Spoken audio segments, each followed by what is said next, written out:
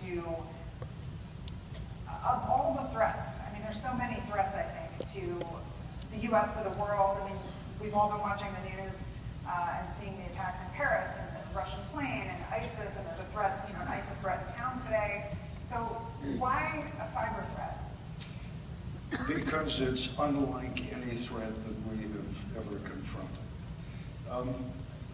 Go back, I can't see you all because the lights are in my eyes and it's dark out there, but I assume, because that's the way audiences like this normally are, that you are over the age of 30.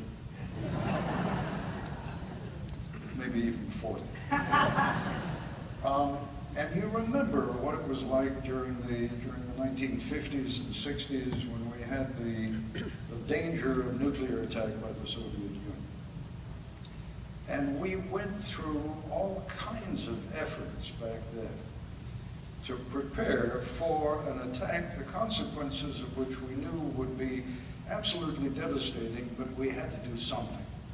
And so we had evacuation exercises, our children engaged, or we were the children back in those days, engaged in the duck and cover exercises in school.